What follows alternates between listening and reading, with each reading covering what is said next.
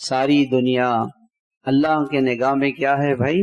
مچھر کا پر، مچھر کا پر۔ ایک آدمی کہے اے اللہ مجھے 10 لاکھ مچھر دے دے، 1 کروڑ مچھر دے دے، تو ہم لوگ کیا کہیں گے کہ یہ پاگل ہے۔ اور یہی پاگل پن ہمارے ساتھ، ہم اللہ سے یہی دنیا مانگ رہے ہیں، دنیا کی دوڑ لگی ہوئی۔ پریشانی کیا ہے کہ دنیا نہیں ہے میرے پاس، دنیا آ جائے بس، دنیا آ جائے گی تو چین آ جائے گا، دنیا کے آنے سے چین نہیں آئے گا۔ قناعت سے اللہ تعالیٰ وہ چین اور سکون دیں گے۔ آپ دنیا کا بادشاہ آپ کے پیچھے پھرے گا، دنیا کا بادشاہ آپ کے پیچھے پھرے۔ ایک اللہ والے تھے، ویسے پاؤں پھیلا کے بیٹھے ہوئے تھے، بادشاہ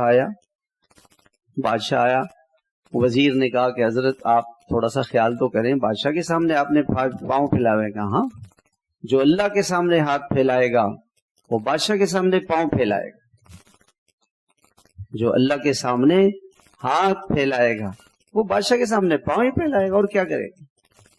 وہ پاؤں پھیلائے گا۔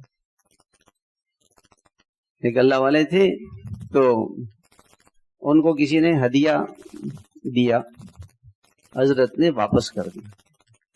اہلیہ نے بھی سن لیا، حضرت نے کہا مجھے ضرورت نہیں ہے، واپس کر دیا۔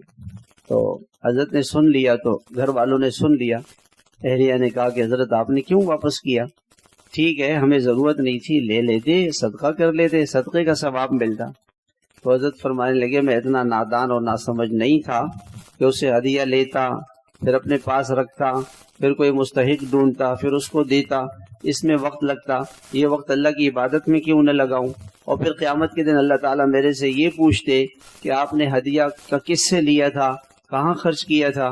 میں اتنے حساب کتاب کے بکیڑوں میں کیوں پڑھوں؟ میں ڈائریکٹ جنت جانا چاہتا ہوں کہ قیامت کے دن اٹھوں، اللہ تعالیٰ کہیں گے کہ بھئی اس کے بعد تو کچھ نہیں تھا، اس کو جنت لے رہا، اس سے کیا حساب کرنا ہے؟